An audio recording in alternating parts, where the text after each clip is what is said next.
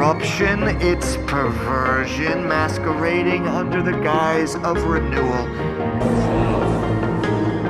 Today they've degenerated into a social club for bored millionaires and celebrities who use its meetings as an excuse to indulge their jaded sexual appetites. Mom, do you really want to go and live in that hotel for the winter? Sure I do. It'll be lots of fun. What have you done to it? What have you done to its eyes? He has his father's eyes.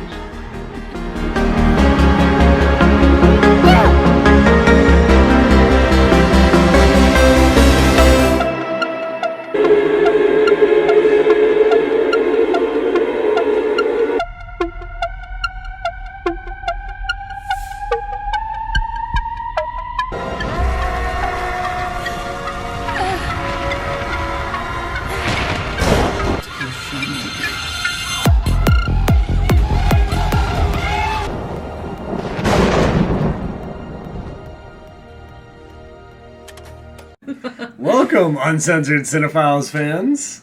Hi. And this is a review of the movie we've just seen, The Sound of Freedom. People might have heard about this movie. Yeah, it's been quite a controversial film since it's been launched, I would say. Yes, and where do we even begin with the controversies? Because it's maddening, really. Well, I think the most maddening part of the controversy is a lot of the people discussing the controversy have not seen the film yet. Yes, and that's... Right. I try not to pass judgment on films that I haven't seen. Certain films that you know aren't going to be great, and you can sort of like for example, I haven't seen the Flash movie or the new Indiana Jones movie, but I know that they don't really have like the same themes, and they're not really discussing the same issues as Sound of Freedom does. Yeah. So and they're certainly not getting the same type of criticism. Like, people aren't associating things with Indiana Jones that are not in the Indiana Jones movie. Right. And I think it's like, I'm not going off and saying that this is included in Indiana Jones and then just saying, oh, well, that's what I heard, and that's what I read elsewhere and stuff. Yeah. And some of the crazy claims that people are making about Sound of Freedom are just so, baffling. I just don't understand, where they're getting their information from. So... well, I think it's talking points. All right, so for Sound of Freedom, I think what's going on is, at first, the powers that shouldn't be, whatever you want to call them, they didn't want this movie to be seen, so they used their control over the different large, what do you call them, production houses? Yeah, the studios. The large studios, to make sure that none of them made it. Disney owned it and wouldn't make it into a film for 5 years. Yeah, right. I was listening to the Hollywood in Toto podcast today. Okay. And they were... Christian Toto was discussing how this, Disney sat on this movie. Okay, so that is confirmed. Yeah, and I think that's, really telling on Disney's part. Mm-hmm. That they had this movie for 5 years and they could have, actually got it out there. I mean, Disney have the power and the prestige, and they're a big name, and they could have really pushed for this movie. And instead, they just didn't do anything with it, and that's when, is it Angel Studios? Yeah, well, I mean, in Disney's fairness, they had to make She-Hulk first. Okay? Yeah. She-Hulk had to be made first before this movie. I mean, not to get... She-Hulk did not need to be made. It's frustrating because Disney did used to make good adult movies. They had a branch. They had Touchstone Films, which was know, like a sort of studio within a studio, and then Disney would put the films out there. But of course, nowadays they just don't seem to be making movies for anyone apart from a very niche audience. Yeah. So, but yeah, I just think it's crazy to me that Sound of Freedom has faced such, like, it's the stuff that we've read, and the Guardian article and the Rolling Stone article. Like, since when has the Rolling Stone become so? Yeah, and the crazy wet, thing is, I guess it's the. I don't think wet's the right word, but Yeah, I mean, I expected the Rolling Stone and things like the Guardian to come after this movie because of what they've done in the past, where Rolling Stone came after Pizzagate and Rolling Stone supported the movie Have Cuties. we mentioned Pizza and Gates on YouTube? Do we have to not censor that and say other things? I think if you just do it like quickly, like I just did, without really talking about it, it kind of misses it. Yeah. ZZ-Gate. Everyone knows what I'm talking about. But Rolling Stone, Guardian, all those mainstream media things, we expected them to come out. Because for years, even, they called people that talked about Epstein like crazy, too. Right. So, like, this is a par for the course for mainstream media. And it's really, to the average person, it is kind of telling because... It's like revealing their true colours now, because, like, I think...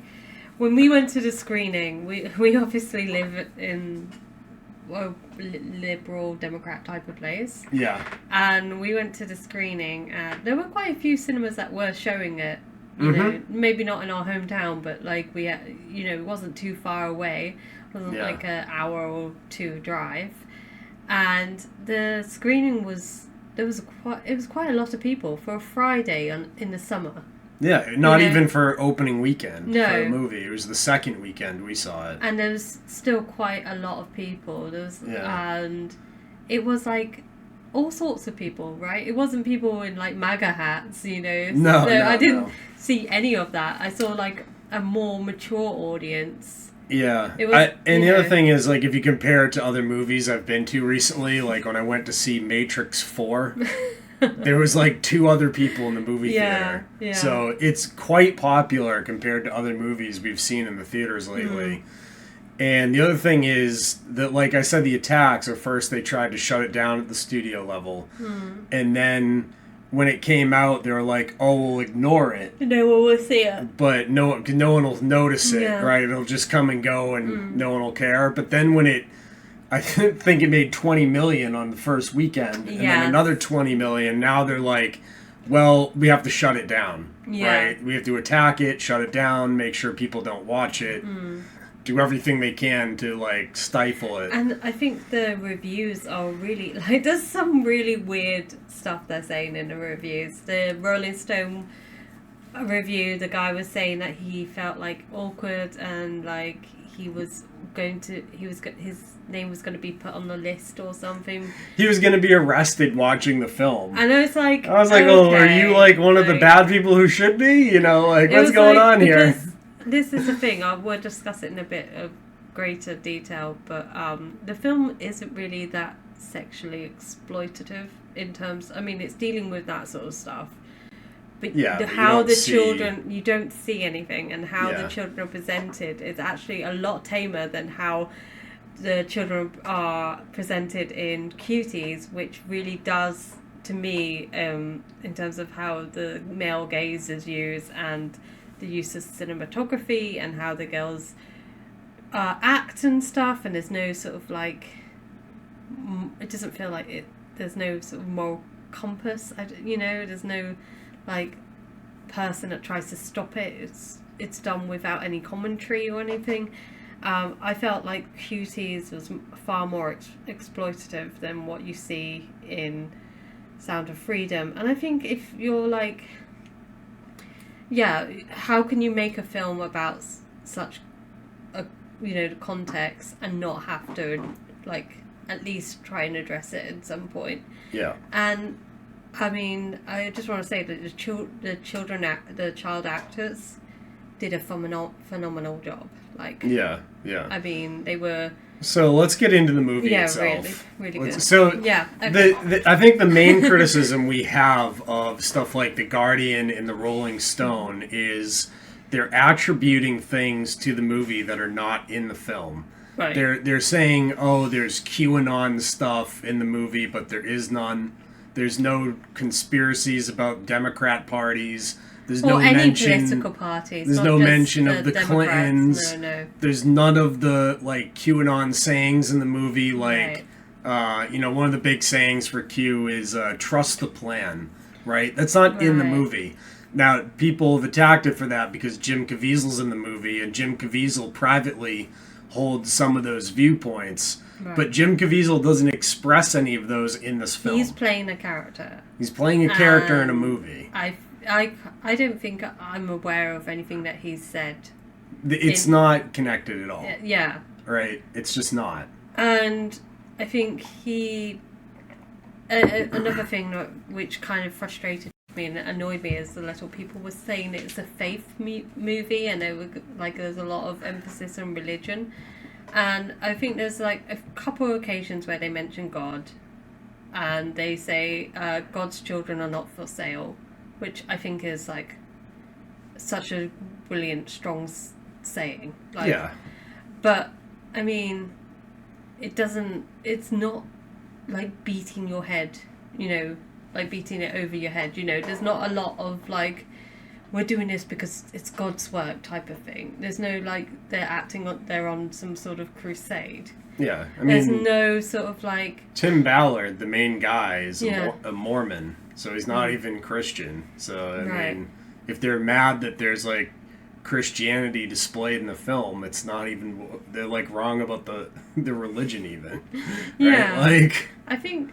Yeah, and it's like when you're doing that type of job, you do have to have almost like a faith in something higher than you. Yeah. In order to be able to just survive trying to do something like that, because you have to believe that there is good in the world, and that there's something higher than you that will allow you to have the strength to keep going, right? Yeah.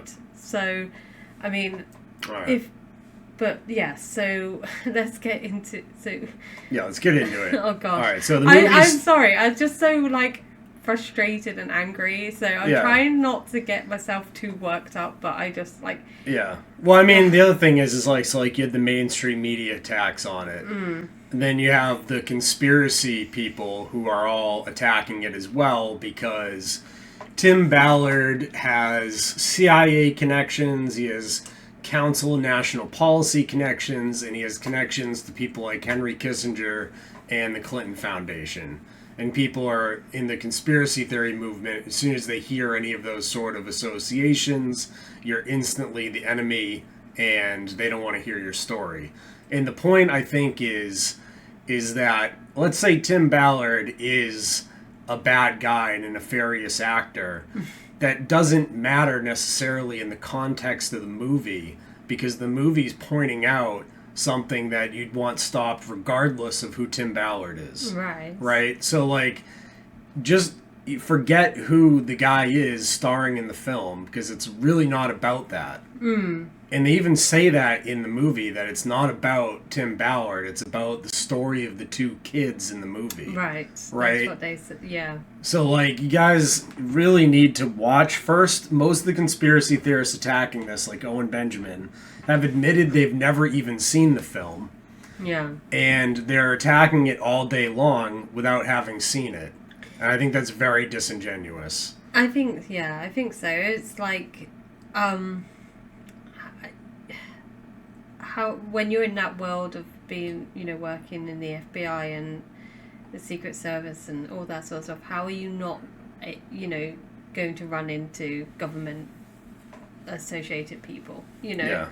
And like you say, they even say like the film, the film's heroes are not necessarily like the police force or law or Tim Ballard. It is the children, and that's who we really should be focusing on. And I just don't understand, like, in this day and age, after all the scandals that we've gone through, like recently, I read today that there was a BBC news presenter or TV presenter who's been offering money to an underage teenage individual for sexually explicit photos. And I just think, like, haven't we learned anything from Jimmy Savile and all the other, like, things the BBC covered up? Yeah, and yeah. or like we've mentioned Jeffrey Epstein, and this is like, these are like true cases of children being exploited. Yeah. And there's just like, it's not a conspiracy theory when it's becoming like truth, right? Yeah. When there's multiple cases, like one, you could just be like, oh, it's just one bad guy, but it's clearly not one bad guy, and they're all like. But I think the thing we need to really make clear is, so there are elite pedophile rings like the Epstein ring. This movie was not addressing those. No, that's, and they're trying to connect it to those, even though it has nothing to do with those. No. It was talking about like the much lower level stuff that happens on a much more regular and prolific basis. Yeah, and that's what's the most disturbing thing is in the movie, is that you see like ordinary guys. So at the very start of the movie, they do a raid on this paedophile, and he's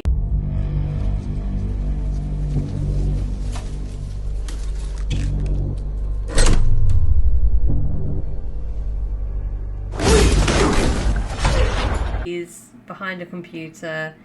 You know, he says he's never actually done anything. He's just got the material and like. Yeah, but then he had the information to go to like a resort where he could do stuff and had been. Yeah. Right. But he, you know, is that like he's just as guilty as the people who are snatching him off the street, you know. Yeah.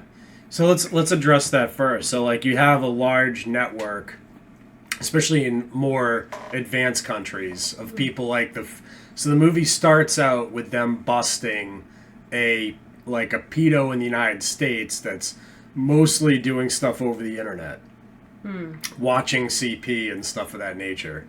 And you know, the maps will argue that those are non-offending maps that are just watching content. They're not hurting anyone. However, they're consuming that content that was just made by hurting children. Exactly. Right. So and that creates a market for that content. Yeah. Right. Without them watching it and consuming it, there would not be any demand for those videos, and those videos wouldn't be made. Yeah. Right. And it's interesting that the film like starts off. Well, first off, it starts with the two children being snatched and taken away, and that is like a really good opening, like, because of the whole we get to introduce to the main children, the girl who's being sort of like talent scouted, and she looks a lot like Naomi Campbell, right?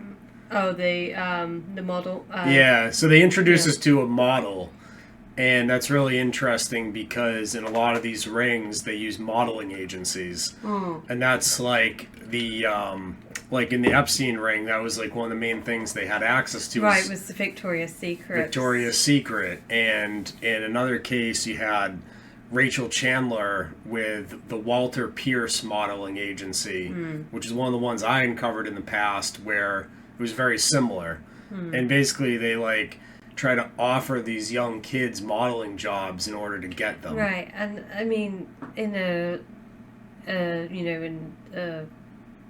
less developed world, you know, in a poorer country, that's going to be like a ticket to your like way out of poverty. Yeah. And it all seems very legitimate. The woman goes to the father, she's got like headshots and all this material, and she's like, you know, she spots like his son as well, and says that his son has a chance, And when you first, he drops them off, they go on a bus ride there to the office.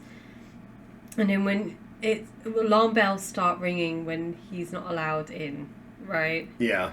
And then he's told to come back at 7 o'clock in the night time. And then you sort of see like all loads of other children, and they all like start off doing innocent like little poses. And I think this is really interesting because this is like what is completely different to how the children are presented in Cuties. Is that there is a little bit of like posing and almost like slightly suggestive posing, but not too over the top. Yeah.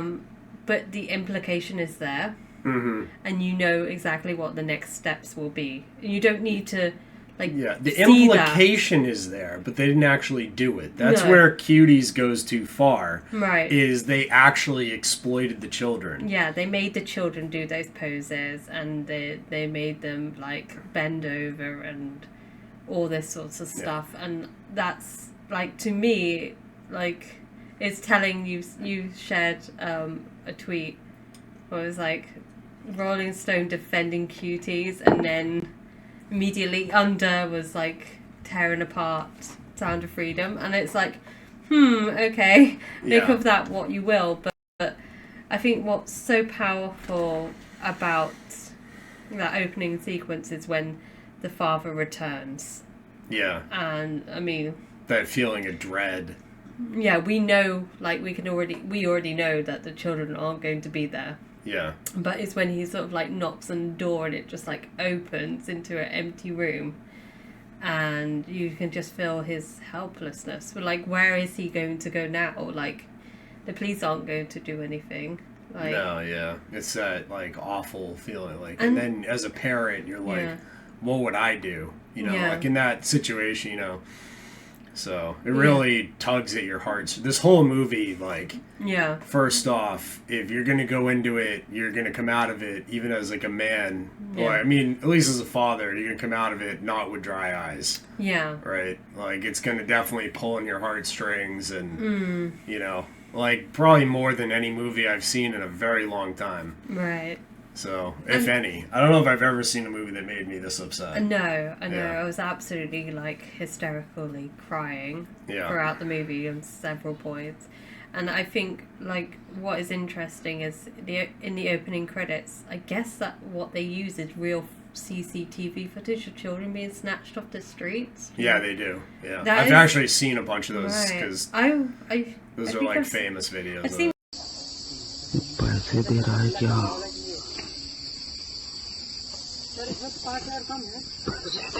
तो बच्चे लाने के पैसे दे रहा है। लड़के को होश आ रहा है क्या? इसको शायद होश आ रहा है।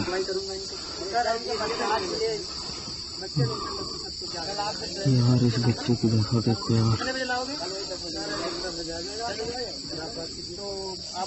Bits of them, but I never knew it was like as prolific as what you saw in like those opening credits, and I think that's like a really good way of showing like it's not necessarily just these clever tricks of luring them in with modeling jobs and stuff. It's just people having a random opportunity to just take children. Yeah, and it's and you got to be vigilant these days. Someone will, you turn your back, someone will steal your kid. Like, you got to keep an eye on them at all times. You can't leave them in cars. But you can't do any of this stuff. The fact that child trafficking is so common in these less developed countries, like in South American countries, in Asian countries. It's because children don't have the access to education. They don't have, their families are living in extreme poverty. So these children are sent to beg on the streets, like, with no adult supervision. Yeah. So it's not just, sex trafficking that these children get stolen and forced into, but also just general labour and boys are often stolen in order to go and, fight in child war, as child soldiers. Yeah, in Africa, yeah. Right, so, I mean, this is stuff that you can look up, and it's on, Save the Children and various different websites. So it isn't a wild conspiracy theory that child trafficking is going. There's actually more human slavery and all of that now than there ever has been in the world. There's more human slaves today than there was during the American slave trade, right? Yeah. So it's ridiculous of them to be against this. This is something that all people, no matter what you think of the people in the movie, no matter what you think of the people who funded the movie, no matter what you think, we should all be collectively against child trafficking and human trafficking and human slavery. Mm-hmm. Right? This is a pretty easy subject for us all to say, you know what? Maybe the movie isn't a perfect movie. Maybe the messenger from the movie isn't perfect, but the message is something we can all get behind. Yeah. Right. So the movie then goes from the little kids get snatched, a little brother and a little sister get snatched out of a modeling shoot, and they're brought to a transfer spot where they're introduced to the more vicious traffickers than the modeling lady. And then the brother and sister are separated at that point. Yes. And the brother is sent to Tijuana. It's interesting as well that the children are put into shipping containers. Yeah. Yeah, they're shipped first across. Yeah, and I think I just want to point out something that I discussed with you, which happened in a mainstream Marvel movie. Okay, yeah, go ahead. And I think this is really interesting, and I wonder, this is coming from Disney, so, and you can say, oh, it's just a Marvel movie, so it doesn't really, apply to the real world, but they try to make these films as realistic as possible, and have some sense of reality. In the movie Black Widow, which is the last Marvel movie I've actually watched, by the way, the film starts off with Natasha, Black Widow, and her sort of adopted sister being trafficked by the bad guy of the movie, and then they're put into the Black Widow sort of training system. But the way it's shot and the way that the children are forced into shipping containers and the girls are forced into shipping containers is very similar to what we see here. And it's clearly implying, especially that the main bad guy of Black Widow looks a lot like Harvey Weinstein, is that these girls are meant to be victims of sex trafficking and being exploited by men. And I think that's just seems starting to sound like a QAnon conspiracy theory for far right-wing boomers. Right. It was just I don't see the difference. Well, no, yeah, exactly. Disney can make a Marvel movie where they show the exact same crap as Sound of Freedom, but one's okay. Are we supposed to be oh, that's not a reflection of what happens in reality because it's just got superheroes in it? Yeah. So I think that's another way of how certain things fly under the radar in mainstream movies, and how it's subconsciously telling you what's going on, but you'd to just dismiss it. If you think about it, the Winter Soldier movie is way more of a conspiracy theory film than Sound of Freedom. Right. Come on. Yeah. But, they pick and choose which movies to attack based on what it's exposing. Right. I think, because this movie is too real, because it's actually, based on true events. And I think, I think what the... Anyway, I just think it's really interesting. I just wanted to make that little observation. All right, so back to the movie itself. So after the two kids are snatched, one of them gets sent to Tijuana, and that one is Teddy Bear, which is the little brother, and the sister had given him the like necklace that had like a little saying on it, which was like a religious inscription. That necklace was actually a real necklace that like the Tim Ballard guy did actually receive from. So the story is based on two little boys he was trying to rescue. Okay. One of them had the necklace and gave it to him to like be like, go help find my brother Gardy. And there was like this whole search for Gardy, but they never found Gardy. Ugh, that's so sad. like at the end of the movie, they find the little girl, and there's like this really touching moment where she's reunited with her dad, and the little boy's back with the dad, and all that. But in real life, that little boy never got found. He never got found. Never got found. So like this so is heartbreaking. This is the thing is like. You know, Yeah, the search for Gardy will always go on. You know, like there's so many little kids out there still that need saving, that arguing online about, you know, oh, Jim Caviezel said what one day in an interview, like, is pretty irrelevant. Yeah. You know what I'm saying? So no, it's like we need to be thinking of the children. Yeah. So and then all right. So then Teddy Bear is in Tijuana, where he gets put into like a brothel where he gets abused by like people visiting Tijuana for the sex industry. And then someone eventually buys him from America, but that ends up being Tim Ballard and the DHS guys buying like a sting operation. Through a sting operation. Yeah. It's really interesting because at first you're like, oh shit, this guy is a creep, because he releases the pedophile that they capture, and he's like sort of like talking to him, and he's like trying to get him on his side, and he's like, I've read your book, and it's like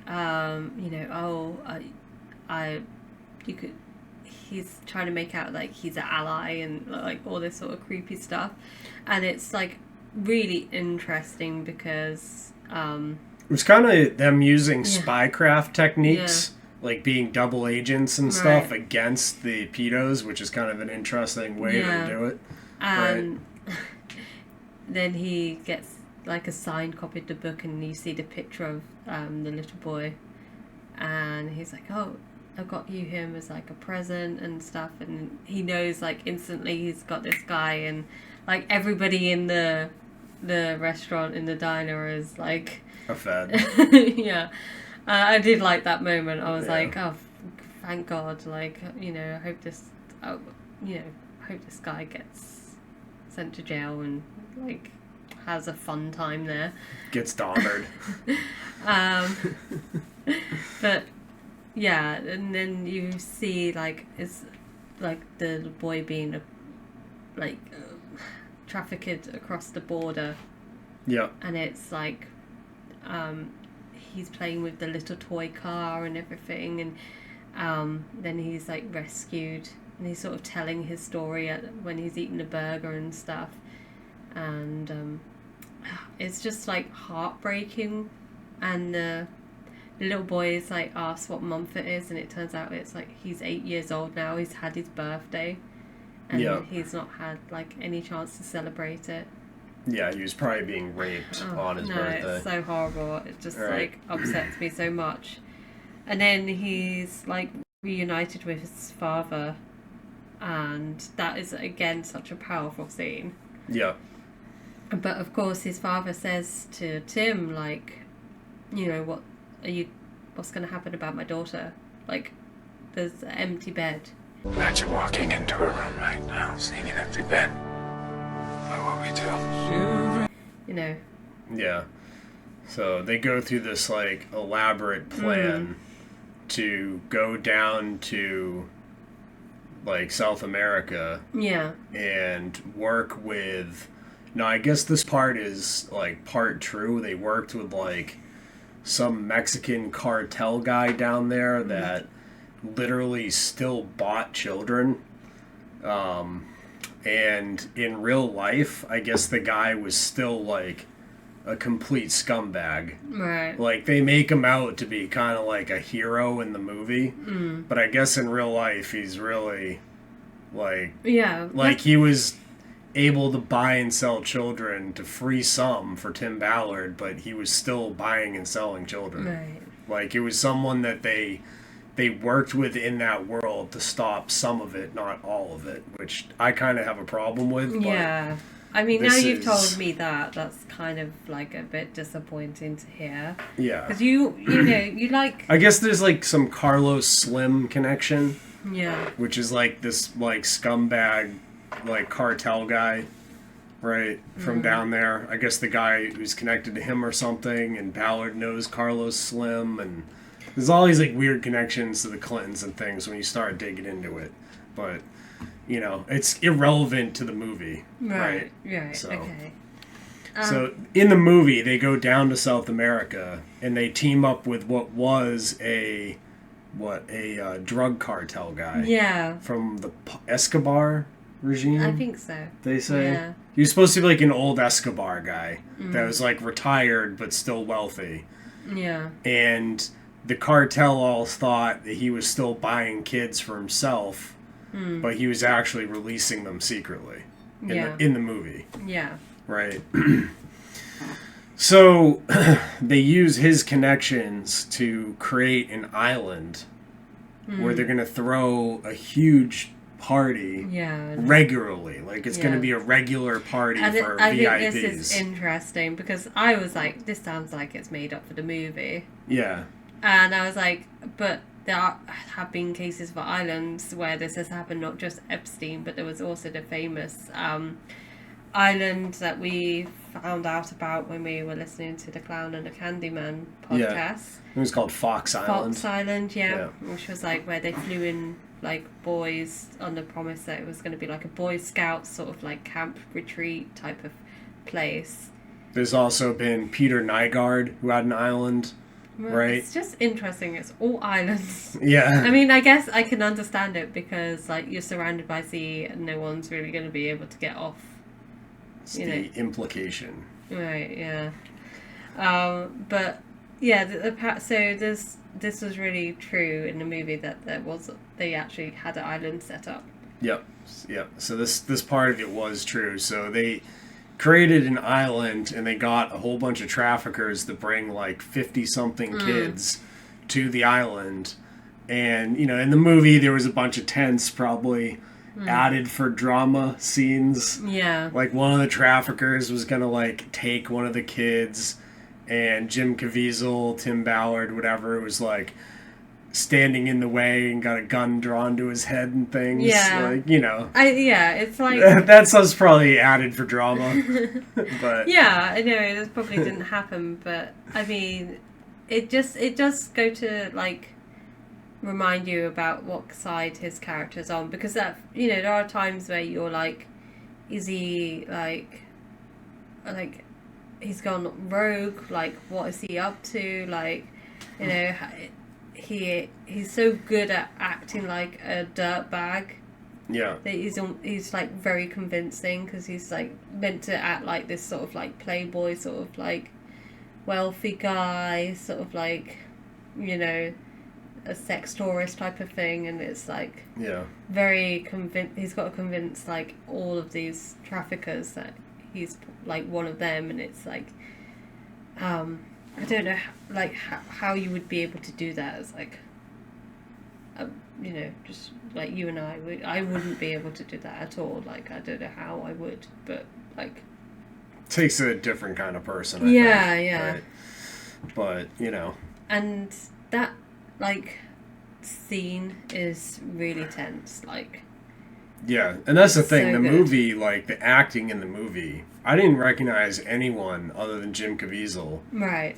And the acting throughout the film is one of the best acted movies I've seen. I'd like to say the children who acted was amazing. Like, the two kid actors were phenomenal. They didn't really have to, like, even say much. It was all about their expressions.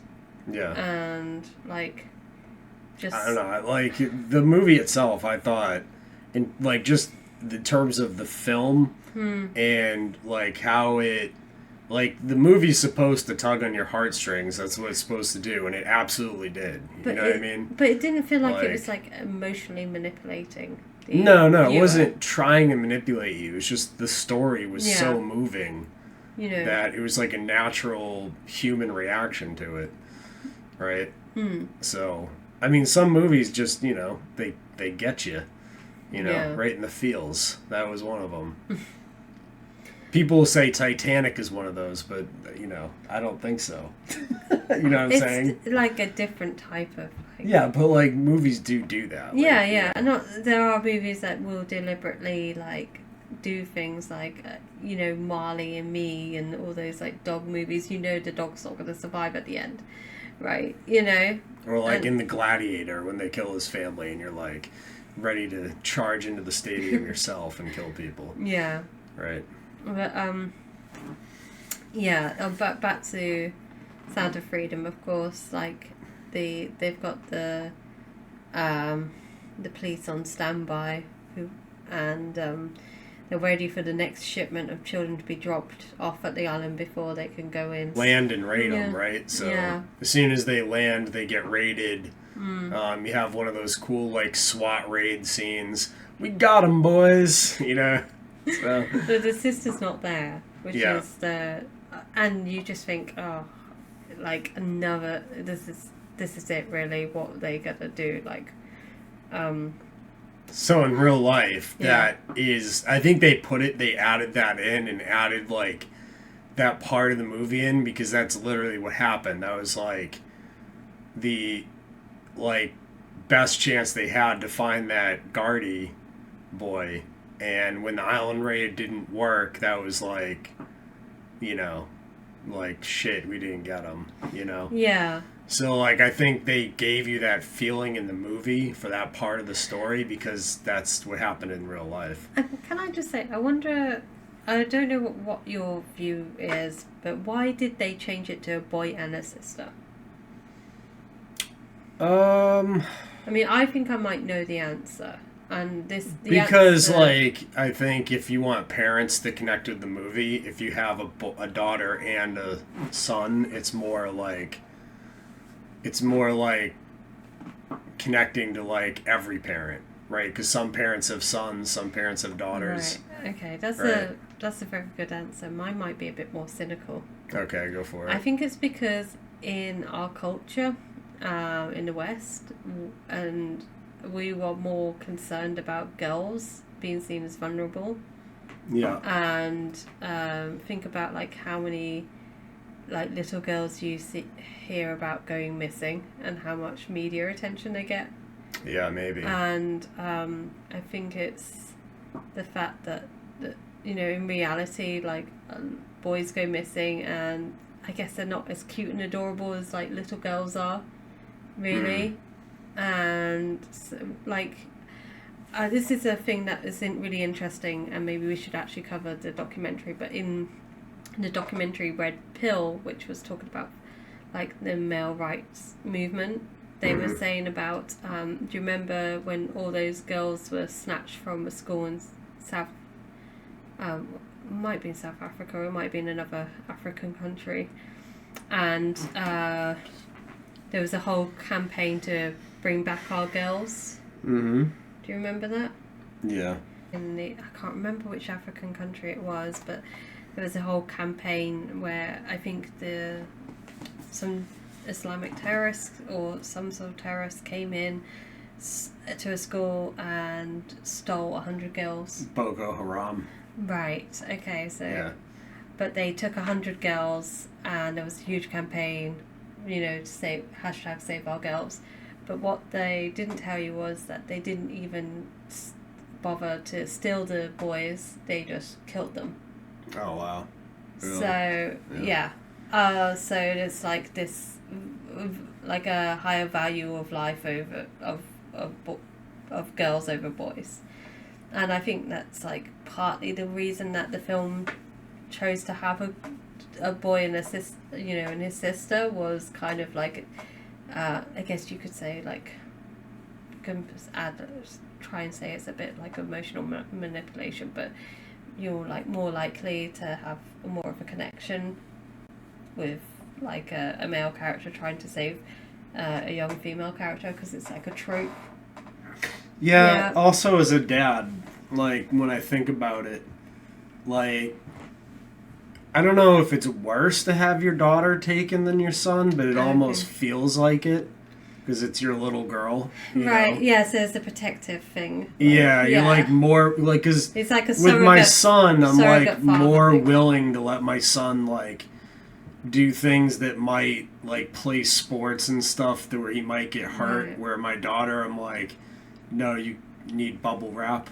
Yeah. You know what I'm saying? Like, it's just men are more protective of their daughters. You know, which right? is obviously true to some extent, that, you know, women are slightly more, you know, vulnerable and less strong than compared to boys, you know. But maybe that's why we feel like we're supposed to protect them more or something. I don't know. It's just like me. I think it's like a natural thing. In terms of like children being sex trafficked, it's more likely that girls are likely to be forced into the sex industry. But it is also interesting that the film like makes it clear that it's not just girls who are being exploited; it is boys as well. Yeah. And I think a lot of what we know in mainstream media, they don't really talk about it all that much. It's like a hidden sort of secret that nobody talks about. Is like the sexual exploitation of boys. Yeah. And I wonder why that is. I mean, is it just because we're kind of like see girls as being more vulnerable, or is it because it's like, is it like, I don't want to go there, but you know, like, is it to do with, you know, certain communities? Well, I think it's multifaceted. I think I think a lot of people don't want to criticize a certain LGBT community, so men abusing younger men has always kind of been something that no one talks about, right? Like, even when it's like a older female abusing a younger male, like normally when it's like a teacher abusing like a young male student, and that's a weird. People are like, oh, you know, whatever, she's a hot teacher, like. And that's the thing, you that know, also is like a weird double standard in our society. Yeah. Like, why is that socially? I don't know. Why is that more socially acceptable? I like see those comments all the time on Twitter, and it makes me so angry. It's like, oh, I wish she was my teacher when I've been around. No, you don't, because as a child, you don't realise what's going on until you're much older, and you then can't talk about your problems because in society, men don't get a chance to talk about their mental health as much as women do. Yeah. You know, exactly, and but I think I just think it's interesting that this film like doesn't just have like two sisters or two brothers. So I heard a really interesting evaluation of this with, I think it was like one of the serial killers or something that was into young boys. And like the predators, like, I guess to them, they're almost asexual, because when children are at such a young age, there's like very little difference between the genders. Right? So like, I think a lot of the pedos like go both ways, like they're bisexual, right? Just in my guess, I don't really know for sure, but I did kind of hear that. I forget where it was. It was an interview recently, I heard, but I think it might have been with the son of the guy who like walked into the Florida airport and shot the pedo in the head in the Florida airport. It might have been that interview. Yeah. But like, you know, it's kind of off topic, but let's get back into the film. Really, because it's kind of like it's kind of like a vigilante justice type of thing, and that's almost what is happening here, because Tim is like told, like, we don't have the funding, you're like blowing cash trying to like lure these people in, you're out on your own type of thing. And he's like, I quit.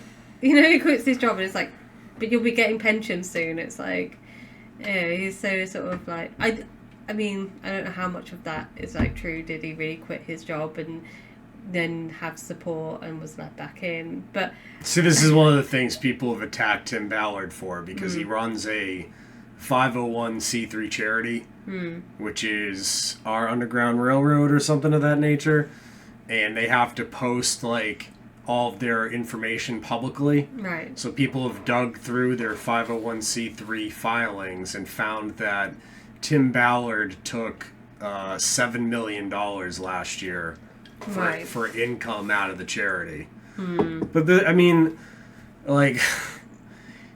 go look at the Red Cross and like the director of the Red Cross. He's pulling out like every organization does this. The question to me is, are they saving children? Right. And the answer to that is yes. Our Underground Railroad is saving children. Like lots of children. A hell of a lot more children are being saved by them than by The Guardian or Rolling Stone or Owen Benjamin. Okay? So I'm just saying, like, the people criticizing them aren't doing anything. Right. Like, the people being like, how dare Tim Ballard take a few $1 million, are taking, like, $400,000 to do land scams. So, like... What? Owen Benjamin took $400,000 in a land scam. Oh, right. Right. Oh, yeah. So, like, this is what I'm saying. Like, the criticisms are kind of odd coming from the sources they're coming from. Yeah. I can understand if it was, like, some other organization that was saving more children. Was like, oh, Underground Railroad spends 80% of their money on staff and only 20% on saving children when we do the opposite. That would be a legitimate criticism, but there is none of that. It's like mainstream media calling it QAnon and conspiracy theorists being like, it's the deep state. it's like... It's a weird dichotomy. I mean, what I think is interesting, and we kind of like briefly touched upon this, is why the mainstream media is like the likes of The Guardian and Rolling Stone and Jezebel. And Jezebel's literally named after like a demonic spirit. Like a Jezebel is a demonic spirit. Nobody takes Jezebel seriously. Okay? Yeah, I know, but like, why would you name your thing Jezebel? I don't know. It's like... like, hi, I'm naming my magazine. Why would the Mary Sue call themselves Mary Sue? I mean, it's ridiculous. It's like, you're naming yourself after a bad science fiction trope that everybody makes fun of. It's, why? Hi, I'm starting a newspaper and we're calling it Judas Iscariot. We'll only betray you if you read us. But doesn't make any sense. I think, are they trying to scare people off? Like the ordinary person who... Yes. They don't care about the conspiracy theorist people. They know they've lost us 20 years ago. COVID was like way past when they already lost us. Yeah. So... But it's like they don't want people investigating and looking things up.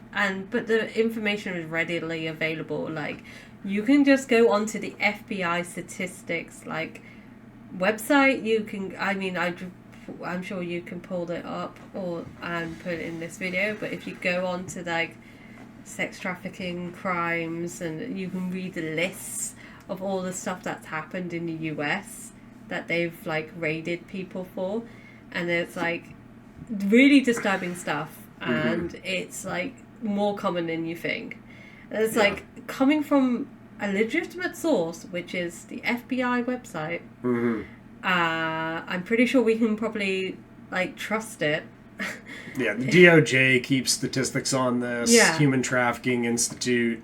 There's all types of organizations that track this stuff. It's interesting, like, even these like sites like The Guardian and Rolling Stone and whatever have reported on these things before in the past. Yeah. So, like, are they saying that those things didn't happen now and it must be part of some conspiracy? It seems like if you're against child trafficking, you are now a right-wing conspiracy theorist. Like, somehow being against child trafficking makes you a right-wing conspiracy theorist. Is it simply because it's... It's almost like they're trying to force people into being right-wing conspiracy theorists. Well, is it because it's the person who's made the film? Is that their problem? And if that's the case, then why don't, like...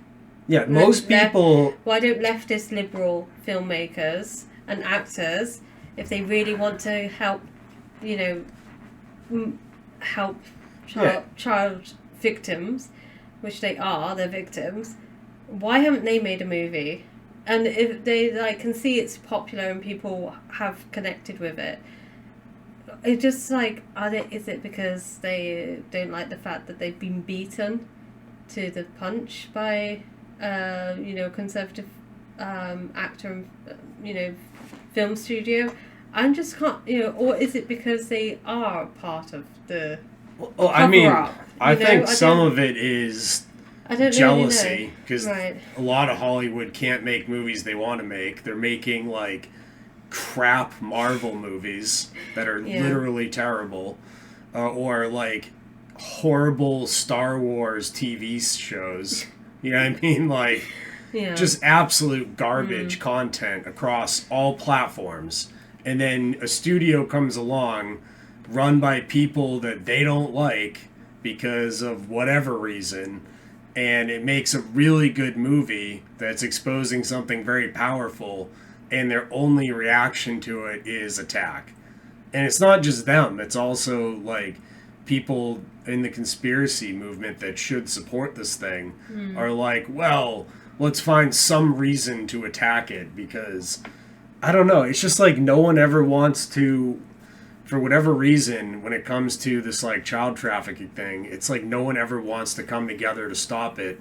We all just want to point fingers at each other and fight with each other than deal with the issue itself. That's kind of what I was saying on Twitter, was both sides to just put aside their differences, say we should unite on this. And it's not just this that they should unite on, it's the fact that there's still poverty in the likes of America. Yeah. And homelessness. And it's as I explained countless times, that's the banksters trying to make sure that we're all trapped in their system, where we're all... if they got rid of homelessness, what would be the motivation for the average person to work? Right? They wouldn't. They'd be fuck this, I don't care. I'm not going to be homeless anyways. I'll just, Yeah, but that's just ridiculous. It's that fear of losing your house, losing all of the little things that we have, and becoming homeless is the only thing keeping most people working. Right? Yeah. So that's why we have homeless people, because if we didn't, the bankers wouldn't have that threat to use against the average person. Right? Well, it just goes to show you that the people in charge don't really care about the ordinary person. They don't care. No, they fear us. Just you and me, or I think they look out at the world and they see how many of us there are, and they're desperately scared. I have a few $1 billion. If these people ever really turn on me and want it, there's nothing I can do to stop them. Right. Right. So they have to manipulate us into not wanting to do that. Right. And so anyway, I just think it's really interesting that there's been such a harsh reaction, and people I know have said all this stuff, all these talking points that you've seen in these various articles, and then they've been well, my friend Mike Rothschild has said that this is a QAnon conspiracy film, and how dare you support this? You're going to play that little clip of him? And you seem pretty familiar with him, because he doesn't really hide his association with this real wild plot that involves, drinking the blood of children and things like that. No, he doesn't hide it at all. And you have a lot of people who are in this world of QAnon who say, oh, they don't know what that is. They've never heard of it. They're just asking questions. With somebody like Jim Caviezel, he is openly embracing it. He's openly using its catchphrases and its concepts. He's speaking at QAnon conventions. And this film is being marketed to either specific QAnon believers or to people who believe all of the same tenets as QAnon, but claim they don't know what it is. And The Sound of Freedom does focus on a real issue of sex trafficking. But that theme, it's sort of like that kernel of truth that feeds the QAnon conspiracy theory. Tell us how those two things work together. Sure. And the most durable and the most believable conspiracy theories are not entirely false. There's something in them that is true and the rest of it is false. But the believers point to the one true thing and they say, oh, you don't believe that this particular thing is true. In terms of child trafficking, we know trafficking is real. We know it has real victims. No one is denying that. But these films are created out of moral panics. They're created out of bogus statistics. They're created out of fear. And with something like Sound of Freedom, it specifically is looking at QAnon concepts of these child trafficking rings that are run by the high-level elites, and only people like Tim Ballard and only people like Jim Caviezel, and by extension, only people like the ticket buyer can help bring these trafficking rings down. So there's a very participatory element. You're not just going to see a movie, you're just killing 2 hours on a hot day. You are helping bring down these pedophile rings and save children. Now, it's not true, but it's a very comforting and it's a very warm feeling to have. On CNN. It's just so ridiculous. Mike Rothschild, of all people. I mean, he's one of the worst. He's absolutely one of the worst disinformation artists. I honestly don't mind ever. If you watch a movie and you say, look, I didn't like it because of X, Y, and Z. You know, you have like a valid criticism. You can be like, it wasn't for me, I found it too hard to watch, I didn't enjoy it, I wasn't interested in the characters or the stories, my heart is actually stone, and I'm actually a robot and I'm void of any emotion. That I would be like, okay, fine, fair enough. But for people to be like, I'm not going to watch it because blah, blah, blah, you know, so-and-so told me not to watch it. It's like, make up your own mind. And this is the thing that frustrates me is like people criticize other groups of people not going to the cinema. Like filmmakers have attacked audience members, like the Charlie's Angels. It's like, this movie isn't made for white straight males, right? No. So when the movie flops, people are like, why didn't white straight males go see this movie? Well, because you told them it wasn't made for them. Right? Yeah. You're not, you're attacking people who you want to go see your movie. Right? Yeah. And I haven't seen that happen with this movie. I haven't seen, like, anyone come out and say, well, this movie's not for liberals. I mean, remember when this movie, Wakanda came out? There was people making videos being like, if you want to be an ally to the black community, you won't go see Wakanda and you'll leave the seats open for the black community. And you know what? We did. Collectively as a society, no one went to see the Wakanda Forever movie. So there was plenty of seats available for everyone of every color and race that wanted to see it. I think cinema, it's like, I just say, like, film is a universal thing. Like, it doesn't, like, a good film can unite people from all different backgrounds. And it should. And it definitely should. And a movie like this should unite people from every background. This should be one of those that we're like, okay, once again, not a perfect messenger, not a perfect message, but the perfect, like, thing that we can unite against. Yeah. And I think what is interesting is this movie could have been made as a documentary. But they knew, like, it would work better as a narrative. As a more traditional movie. Like a... it's like an action sort of espionage type of action thriller. And I think that goes to like why they did it that way is because I think they've seen this in the past where, like, whenever someone exposes child trafficking, what happens is the person exposing it gets attacked. Right. So this movie is trying to make it about the story of the children that are still out there in the world being trafficked, and not a story about Tim Ballard. Right. This isn't about, like, just supporting our underground rescue or Tim Ballard. This movie is really about the story of the two kids in the movie. Yeah. And that's what I think is so frustrating, what people are missing. Yeah. And it's so frustrating they're missing it, because a lot of the people missing it clearly haven't seen the movie.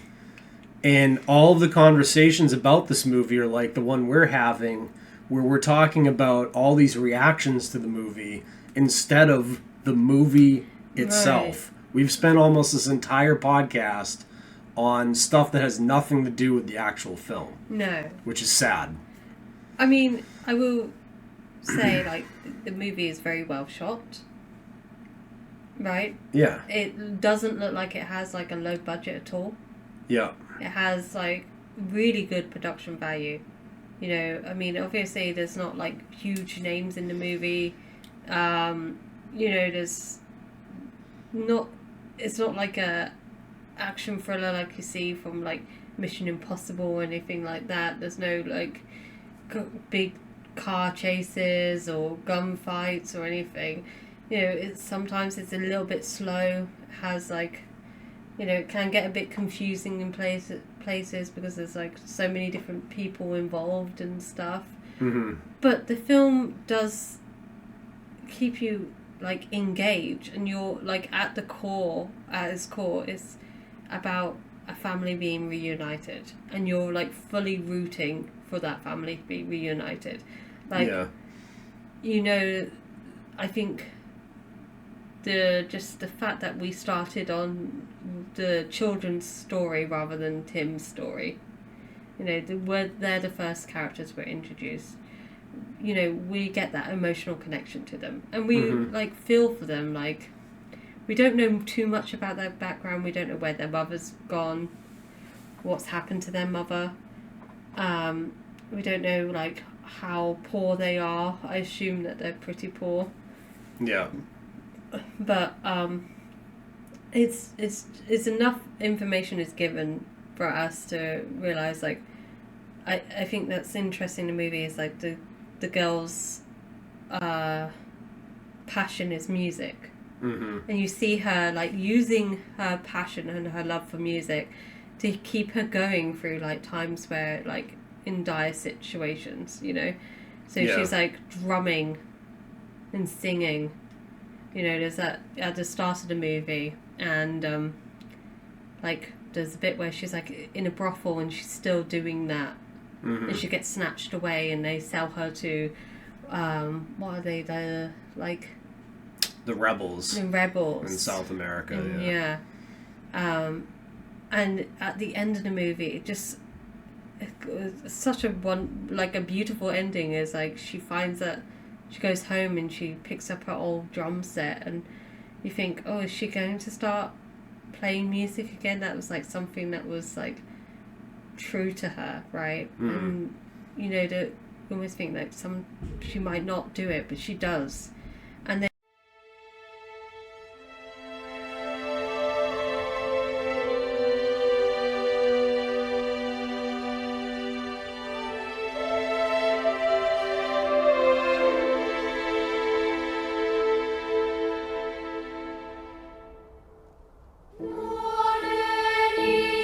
music is important in this movie because on the beach the children start singing and dancing, and once they know that they're free, and that's where it's like, that's the sound of freedom.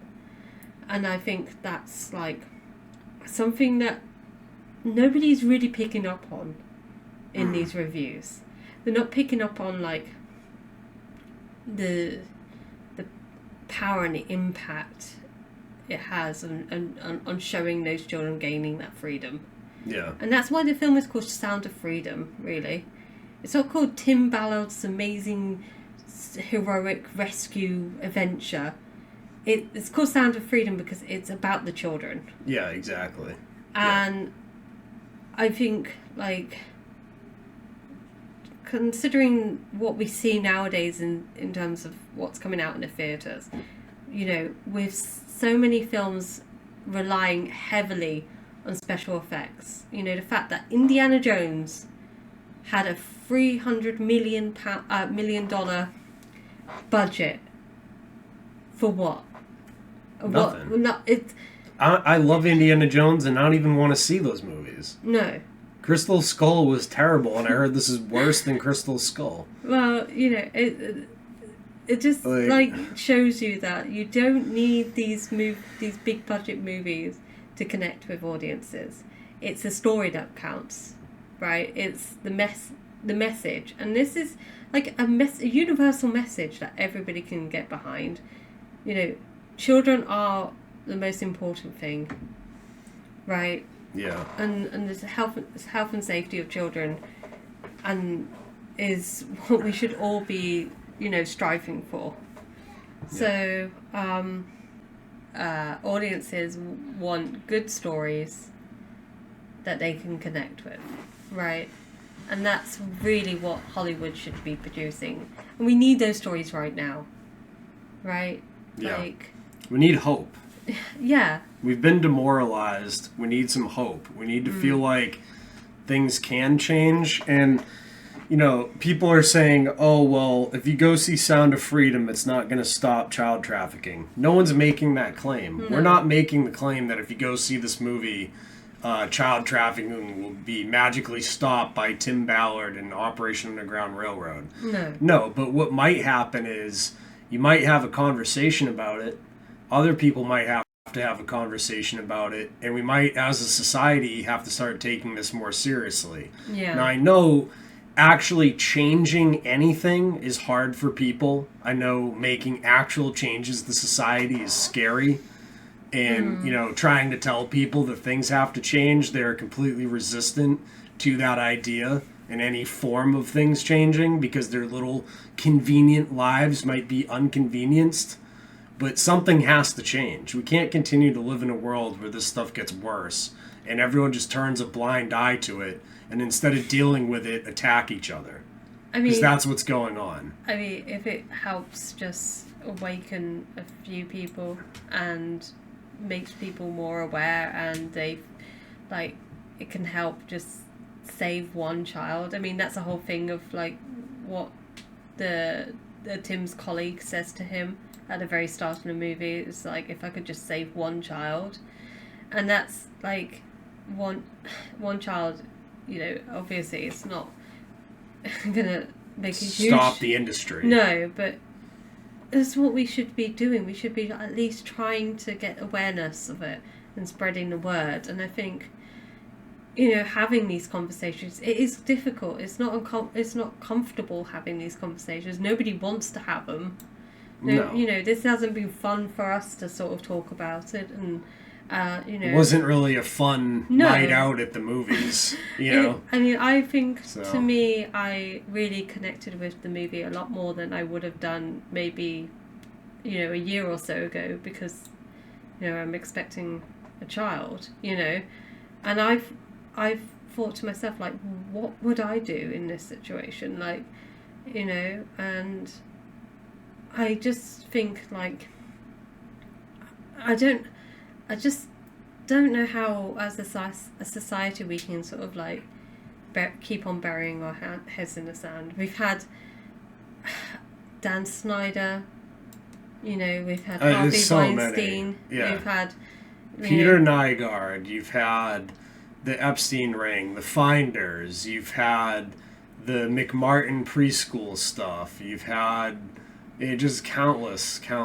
I mean, never mind the statistics themselves, which are like, currently there's, I think, 1 million or 2 million child slaves, sex slaves currently, like, around the world, which is more than there's ever been in history. Even during, like, the Roman times, and then, they didn't have that many. In the movie, they even say, like why the cartel and all these, you know, other crime syndicates are going into it, is because, you know, you can only sell cocaine once, right? Yeah. But you and the penalties are nothing. A child, multiple times. Like, these guys in America, they get caught with, like, 20 gigabytes of CP on their computer, get let out on probation. I mean, this stuff should be, like, prosecuted way harder than drugs, right? Like, we have this war on drugs, which has actually made the drug thing worse. So I don't know if that's a good idea to follow that example, but there needs to be harsher penalties for abusing children, like across the board. You get caught physically abusing a child, that should be life imprisonment or death penalty. I will say it's right? interesting Like, in the movie. I mean, there are some religious things that do get brought up, but doesn't the character of Tim say to the paedophile at the start, doesn't he quote from the Bible? Yeah, it's better to have a millstone wrapped around your head and dropped into the depths of the sea than what's coming for the pedos. So, like, God's punishment is not pleasant for these sickos. Yeah. And, you know, the Bible does say vengeance is best left to God. But, like, and, you know, the other thing is, like, you didn't make the rules, therefore you didn't get to judge other people. Like, judgment's left to God, right? But, like, there has to be, in our society, where we have laws, they might be below the laws of God, but, you know, in our society, there does need to be a way to stop these people from doing this crap. Yeah, and there's a reason why they've people have, you know, who are sexually attracted to children have always been outcasts in society. It's because it's wrong. It's right? gross too. And how could you look at a child and think that way? It's disgusting. I know. And no matter how many times they try to push it with the MAPS society, like community, like, it's not going to happen. The more they try to push maps, the more I want to push them against the wall. Facts. Yeah. So I just really would like to say, like, I think this film is very good. I think it's, like, one of the best films I've seen this year. I mean, I know I haven't really seen that many movies this year, but, like, it's a Why would you? What would we even go see? But this is a thing that isn't Like, any... You're we right. missed out on Indiana Jones. Right. Oh, no. We didn't go see the Flash movie. Oh, yeah. Did you hear Michael Keaton plays Batman? Well, I'm not going to go to a movie that is starring a person that has attacked women and groomed young girls, so why would I want to go watch that It's weird. movie? I didn't see the Guardian or Rolling Stones mentioning that one. No. Or I don't know. I don't follow them enough to know. Yeah, and all these other movies, it's like they're not... People are not connecting with them. They're not, like, they... I don't know how many times I have to read another film critic going, is it superhero fatigue? Yeah, it probably is, because we've just had that, like, drummed into us and jammed down our throats for the last decade and a half. Yeah. You know, we can't connect with superheroes anymore, right? I never could connect with superheroes. I would never was like, ooh, I'm Wolverine today. We can't the ordinary person could never become a superhero, but we can become, like, heroes in a way like Tim Ballard is by you know, I'm not saying, like, be FBI agents or whatever, but what I'm saying is just by doing the decent thing. Yeah. I mean, I do think I can use the Force sometimes, but it still hasn't worked. I'm still trying. Yeah. But Star Wars films, ever since the original 3, are absolutely terrible. So Disney has a chance to make good movies still if they just delete all the other Star Wars things and start over again. No, they're not going to do that. They just want to... The thing is, they're set on destroying, like, the IP and destroying the heroes that we grew up with, because that's what they like to do, is destroy things and, like, try to make their own heroes, which are just copies of the heroes that we liked. But they were all, you know... Yeah. But that's a whole different rant. All right, so let's wrap up The Sound of Freedom. Yes. So, your final take on the movie. Should people see it, and why? Definitely think people should see it, because I think it's an important movie that people need to see. And even if you're like, you know, you do not need to be a hardcore conservative or whatever. You don't have to even believe in any of that stuff. I just want you to be open-minded and go and watch this movie. Even if, like I said, if this movie was made by a liberal filmmaker, I would still be behind it and fully supporting it. I would still, you know, if it starred, I don't know, give me the most liberal Mark Ruffalo. Yeah. Right, it starred him. It would still be. He was the first actor that came to mind. He's pretty woke. Yeah, if it starred him or Leonardo DiCaprio or whoever, I would still be like fully behind this movie because I think it's about the story, right? And it's about the children. We've said that before. It's like we keep drumming that into people, but that is what the film is about. And I think, don't be put off by reviews. And the fact that the audience score is so high and people have been like, talking about it so much and saying how much they enjoy the movie, and the fact that the box office numbers are so good and strong. Yeah, it's an indication that people don't care what critics say anyway. Like, critics remember we did the Terminal List and we were like, why they're just like the critics are absolutely like slamming that movie, that TV show even. The review we just did, Nefarious, it had a 35% critic score to a 96% audience score. Yeah, well, I mentioned The Red Pill earlier, which is a documentary we definitely need to watch and review. That has a really bad Rotten Tomatoes score for critics, but if you go on to IMDb or wherever, it has like an 8-star. Yeah, it's just crazy. Because they're just so out of touch with what the ordinary individual wants, right, and connects with. And I'm sorry, but it's the elitist type of thing of film criticism. It's very highly biased, and it's destroying the world of film criticism. Yeah, because no one cares what film critics think anymore.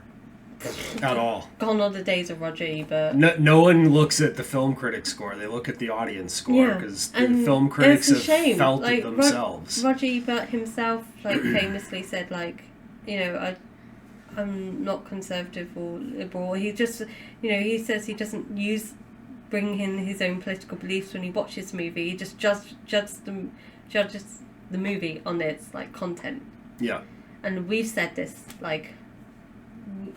when we reviewed the Roman Polanski movie, we both think he's a creep and I hate him. Yeah. But, there's no denying that Ninth Gate is actually a really good movie with some really good acting and great storytelling. And we didn't spend half as much time on the controversy about Roman Polanski and the Ninth Gate. We talked mostly about the Ninth Gate and what the film was about and breaking down the film. But people are so at each other's throats over the Sound of Freedom thing that we've had to spend the entire podcast we've had to defend the movie on defending it when we shouldn't have to. The movie the movie is really, really good. Right. If you just go and watch it with an open mind, I think you'll come away with the feeling of being angry about child trafficking and wanting to stop it. And I don't think that's a bad thing. Yeah, can I just mention that someone mentioned to me that there was stuff about blood harvesting and all that sort of stuff. It's not in the film. It's not in the film. None of that QAnon stuff is in the film. None of it. So, who is the conspiracy theorist here? You're making a conspiracy theory around a film that you haven't seen. Mainstream media also wants you to believe that Chinese people being gross eating bats caused the last plague. So, I mean, they're kind of racist if you think about it. Can we say that now? That's what they thought. That's what caused it, and now even the FBI is it came from a lab. You know what I mean? Come on. Mainstream media is basically racist against Chinese people, flat out. They're look at them. They're eating everything. They must have gotten it by eating bats. Come on. Oh well. Anyways, let's wrap it there. So off topic there. That was no, honestly, I just want to say that I think more people need to see this movie. I think that you should definitely go into it open-minded.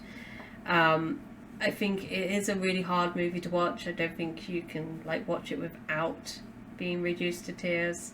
And if you are, it's a bit weird if you're not crying. Like, well, go get checked out. Maybe you're a sociopath or something. You're like the Clinton Foundation, like, trafficker. Oh, God, stop it. You're watching it angrily, being like, get someone at The Guardian to write a hit piece on this, you know? Maybe you're taking notes or something. Yeah, you're taking notes. Like, they're giving away our whole game here. What's going on? I really did enjoy it. Like, enjoy is like a weird way to describe it, but I found it refreshing in terms of like its storytelling, and the fact that it took 5 years for the film to be released is astonishing, really. Yeah. I don't know much about Angel Studios, don't know much about the main actor or the filmmakers. You know, I don't agree with anything that they're like saying, really. You know, I'm not endorsing them at all. I'm just simply saying that this is a good movie. Yeah, well, let's leave it at that. Yeah. So thanks all for watching our review. I hope you enjoyed. Please like, subscribe, and give us a share so we can try to grow our podcast, because we've been hammered by YouTube censorship, not giving notifications out. Our own audience is not even being notified anymore about videos. So I'm sorry, guys. If you guys could please give it a like, that will help the algorithm. I would just say the best thing to do is like follow us on Twitter, because when we have new podcasts, we tweet it out. Yep. And you can obviously like connect with us and give us feedback and stuff, and let us know if there's anything you want us to cover. I mean, we want to. I really want to do a little bit more of a upbeat film. Is there like a film that we can cover which isn't going to be as depressing? Yeah, we haven't done Clockwork Orange yet. Oh yeah, that's a happy film. I forgot about that. Let's do Clockwork Orange next. A cheery film that is Clockwork Orange. Alright. Okay. We'll be back soon, everybody. Don't you worry. Bye out there. Oh wait, we could do... what was that space movie in 1992 that came out? 1992. Yeah, there's one space film that came out in 1992. In fact, Google that. Space film that came out in 1992. With that, goodbye, everybody. Oh, gee.